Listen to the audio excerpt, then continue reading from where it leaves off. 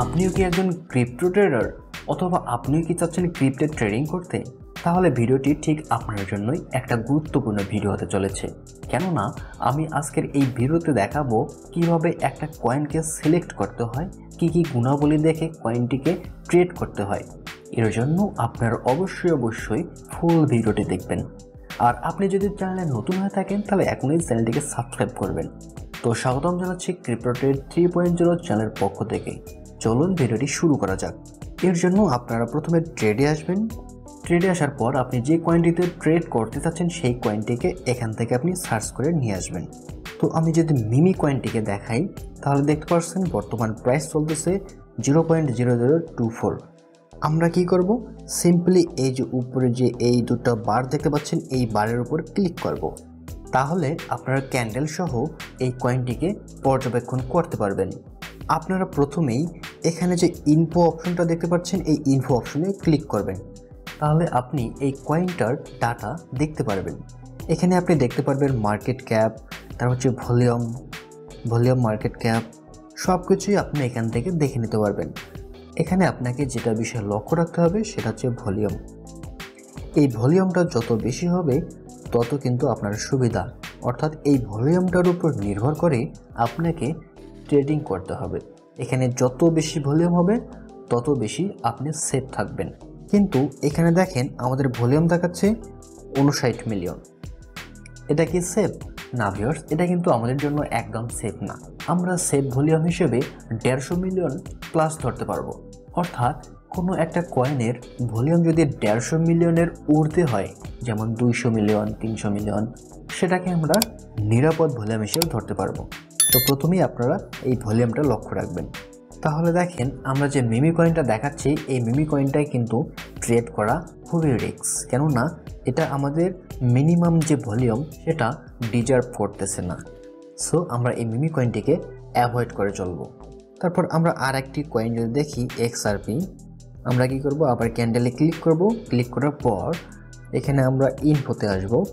এখানে দেখতে পারবেন ভলিউম অনেক ভালো, 4 বিলিয়ন। এটা কিন্তু পারফেক্ট। যখন ভলিউম ঠিকঠাক থাকবে তারপর আমরা কি করব, এই যে দেখতে পাচ্ছেন ট্রেডিং ডাটা, এই ট্রেডিং ডাটাতে ক্লিক করব। ক্লিক করার পর এখানে একটা চার্ট ওপেন হবে।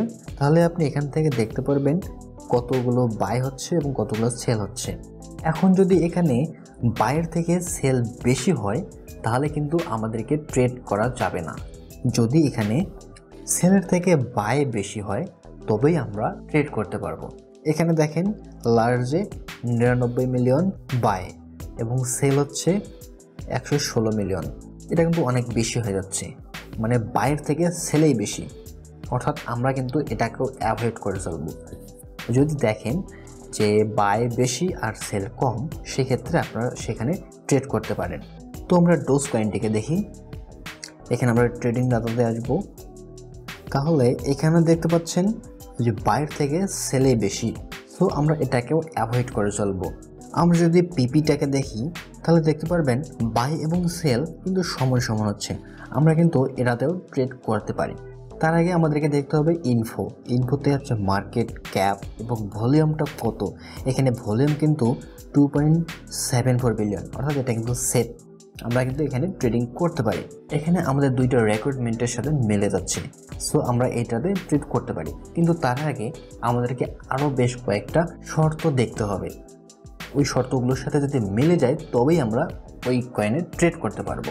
পরবর্তী শর্ত হচ্ছে আপনাকে এখানে 24 ঘন্টায় হাই এবং লো কত ছিল সেটা দেখতে হবে। এখানে দেখেন 24 ঘন্টায় হাই হচ্ছে 0.00001632 এবং লো হচ্ছে 0.00001414। এই ভলিউমটায় আমরা দুইটা বিষয় দেখব। প্রথমত, এই কয়েনটার প্রাইস যদি লো ভলিউমের কাছাকাছি হয় তবে আমরা ট্রেড করব। কিন্তু এই প্রাইস মানে কারেন্ট প্রাইস যেটা, সেই কারেন্ট প্রাইস যদি হাই ভলিউমের কাছাকাছি হয় বা বেশি হয় তাহলে কিন্তু আমরা ওখানে ট্রেড করব না। এখানে আরেকটা শর্ত দেখব, সেটা হচ্ছে এই যে এখানে হাই এবং লো এই দুটার পার্থক্য যদি অল্প হয়, সাপোজ হাই এবং লো এই দুটোর পার্থক্য 2 সেন্ট 3 সেন্ট 4 সেন্ট 5 সেন্ট এরকম যদি হয় তাহলে কিন্তু আমরা ওখানে ট্রেড করব না। যেমনটা আমরা এখানে দেখতে পাচ্ছি, হাই হচ্ছে 14 এবং লো হচ্ছে 16, অর্থাৎ 2 সেন্টের পার্থক্য। সো আমরা এটাকেও অ্যাভয়েড করব। এবার আমরা কি করব, হোম বাটনে আসব। হোমে আসার পর আপনারা একটু স্ক্রল করলে দেখতে পাবেন 24 ভোল্ট। এখানে যদি ক্লিক করেন তাহলে কিন্তু আপনারা এখানে কয়েনগুলোকে 24 ঘন্টায় ভোল্ট আকারে দেখতে পারবেন। আপনারা কিন্তু এখান থেকে খুব সহজেই কয়েনগুলোকে সিলেক্ট করতে পারবেন। তো আমি যদি এখানে TRXটা দেখি তাহলে এখানে দেখতে পাচ্ছেন 24 ঘন্টায় হাই হচ্ছে 27 সেন্ট এবং লো হচ্ছে 26 সেন্ট। এটা কিন্তু আমাদের শর্তের মধ্যে পড়তেছে না, যে দেখেন এখানে পার্থক্য কিন্তু 1 সেন্ট। সো আমরা এটাকেও অ্যাভয়েড করব। আমরা যদি পিনাটকে দেখি, এই যে ভিউয়ার্স এখানে দেখেন এই 24 ঘন্টায় হাই হচ্ছে 41 সেন্ট এবং লো হচ্ছে 33 সেন্ট, আর কারেন্ট প্রাইস রয়েছে 35 সেন্ট। এটা কিন্তু এই যে লো ভলিউমের সঙ্গে মিলে যাচ্ছে। সো আমরা এটাতে ট্রেড করতে পারি। তার আগে আমাদেরকে ইনফো এবং ট্রেডিং ডাটা এই দুটোও দেখতে হবে। তো আমরা যদি ইনফোতে যাই তাহলে দেখতে পাচ্ছেন এটার ভলিউম কিন্তু 463 মিলিয়ন। তারপর ট্রেডিং ডাটাতে যদি আসি তাহলে এখানে দেখেন যে বাইর থেকে সেল বেশি কিন্তু অল্প। এই যে দেখেন লার্জে হচ্ছে 145 মিলিয়ন, আর হচ্ছে এখানে সেলের হচ্ছে 155। তারপর মিডিয়াম হচ্ছে 146, সেল হচ্ছে 150। তারপর স্মল হচ্ছে 59 এবং হচ্ছে 58।